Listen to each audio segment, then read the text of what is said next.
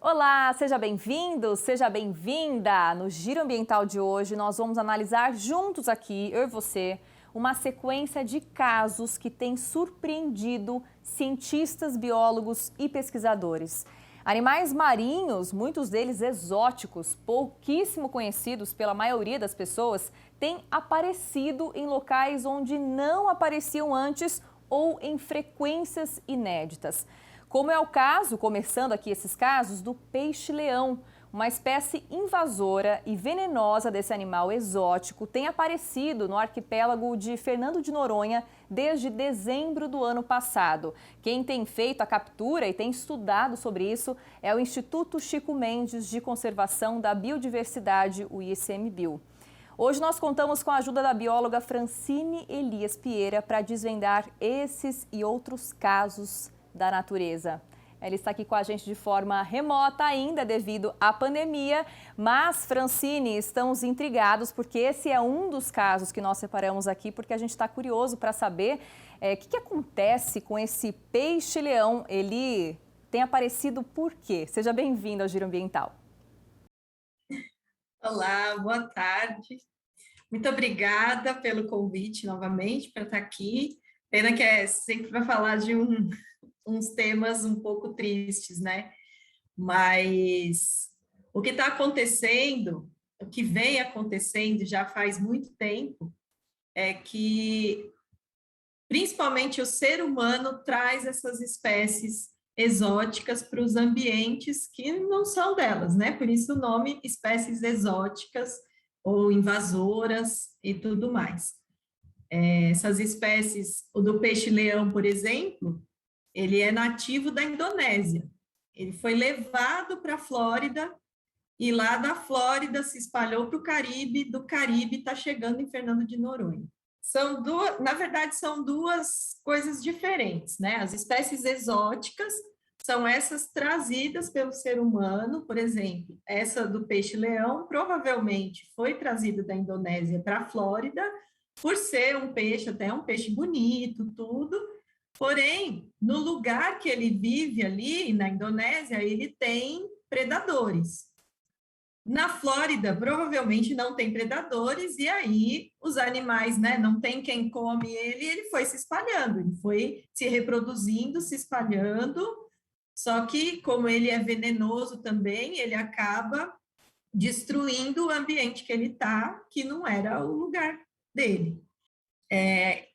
As espécies invasoras normalmente são aquelas trazidas por acaso, muitas vezes em águas de lastros de navio, né, que saem, por exemplo, o coral-sol. O coral-sol é uma espécie que foi trazida ao Brasil por água de lastro. Então, o navio saiu ali da Ásia, trouxe a água de lá até aqui no Brasil, quando chega aqui eles têm que liberar essa água, e aí, como também não tem predadores para o coral-sol, e ele também é venenoso para as espécies marinhas, ele acabou se reproduzindo, e ele se reproduz muito rápido, e aí sim invadiu o local. Uhum. E esses peixes, peixe-leão, ele oferece um risco para a saúde humana, Francine? Como é que fica a nossa relação com esses animais? Na verdade, o peixe-leão ele tem os espinhos com veneno, né? Acaba dando uma urticária, tudo, mas ele em si não é venenoso, tanto que a carne dele tem várias receitas no Caribe que usam a carne do peixe-leão e tudo mais. O problema é que, como a gente também não conhece, às vezes os mergulhadores estão na água, tudo, podem bater sem querer no espinho, tal, e aí podem se machucar. E claro que tem esse veneno, né, que não é letal, mas pode causar problema para o mergulhador, principalmente. Vamos seguir aqui nos nossos casos curiosos de animais que têm aparecido por aí, ainda falando desse mundo da biodiversidade, Francine. No início de agosto, um tipo de molusco conhecido como dragão azul foi encontrado por um salva-vidas na praia de Jaguaribe, em Salvador. Esse, ao contrário do peixe-leão, não oferece perigo, né, ao ser humano, apesar da gente já ter entendido aqui que não é um perigo tão direto assim. Ele tem sua própria presa, ou seja, ele é um predador das caravelas e não é totalmente raro no Oceano Atlântico. Mas, segundo o IBAMA, aí sempre tem um mas, né, foi a primeira vez que ele foi registrado nas praias da Bahia. Algum fenômeno específico, Francine, que tenha feito com que ele tenha sido visto no litoral baiano? O que houve? Bom, a gente está vendo uma mudança muito grande nas correntes marinhas, nos ventos, né, atmosféricos, que também influenciam nas águas do oceano e tudo. E pode ser, ainda também, nesse caso, não se tem um estudo específico, mas as hipóteses são de que ocorreu essa mudança de correntes e esse molusco acabou chegando na Bahia, né? Porque esse molusco, ele fica nadando, ele vai com as correntes para onde levar.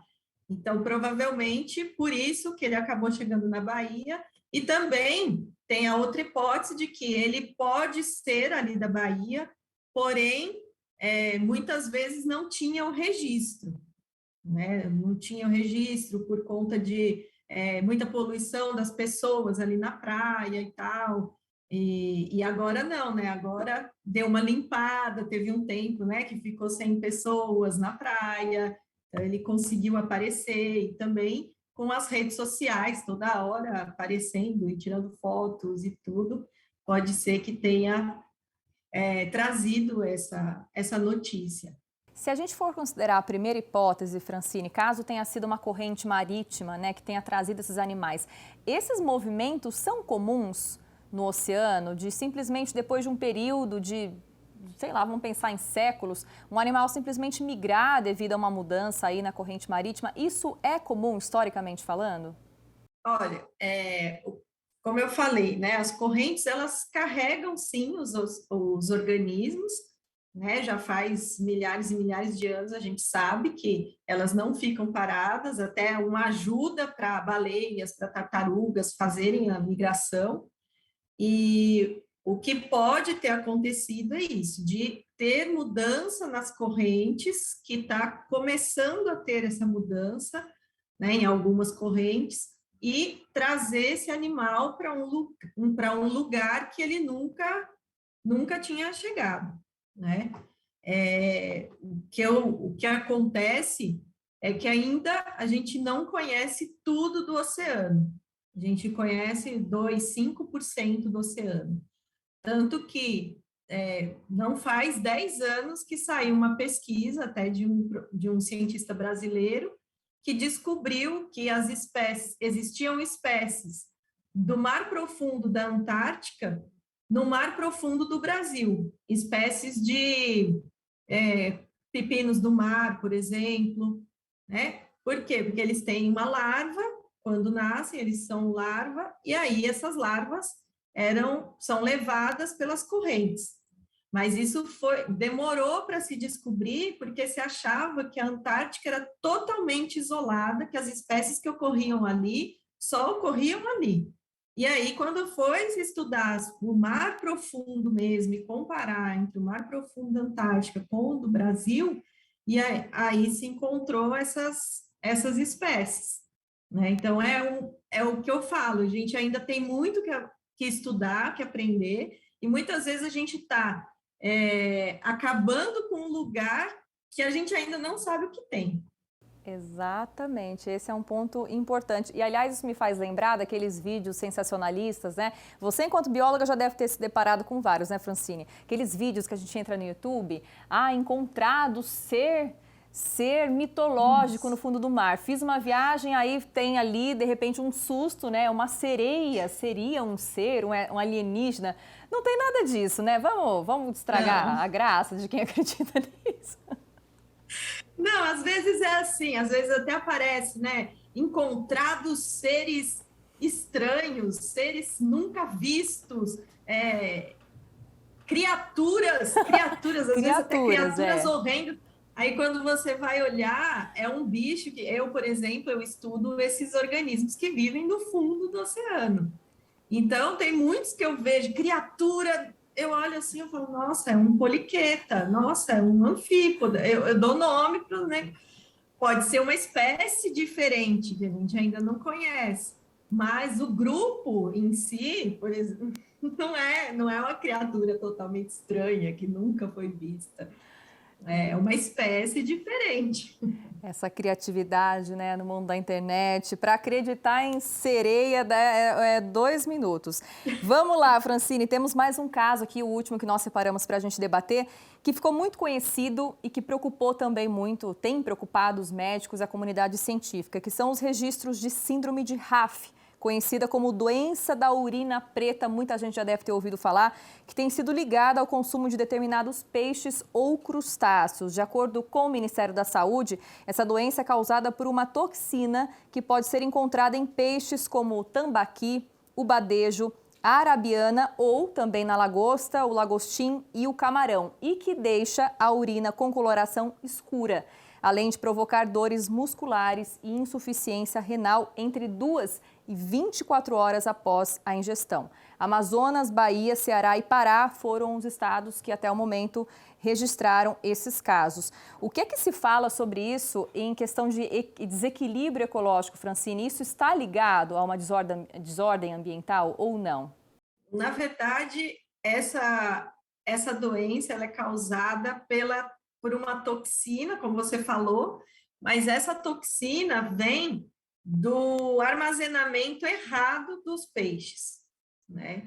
Então, claro, pode ser também da alimentação dos peixes, pode vir de alguma alga, então, sim, pode ser alguma alga que está em algum local poluído, tudo que traz essa toxina. Mas o caso maior é quando acontece o armazenamento errado da carne, né, do peixe, e aí não tem como, não adianta cozinhar, não adianta assar, que não vai acabar com a toxina.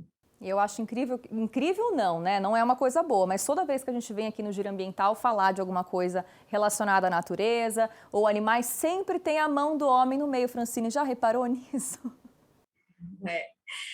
Então, eu vou falar mais uma espécie, né?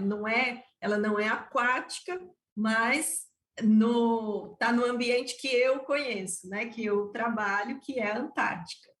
A Antártica tem duas plantas que dão flores, que são nativas ali, mas hoje em dia já tem uma gramínea exótica na Antártica. Hoje em dia já faz alguns anos até que tem essa gramínea. Já tem moscas invadindo ilhas subantárticas.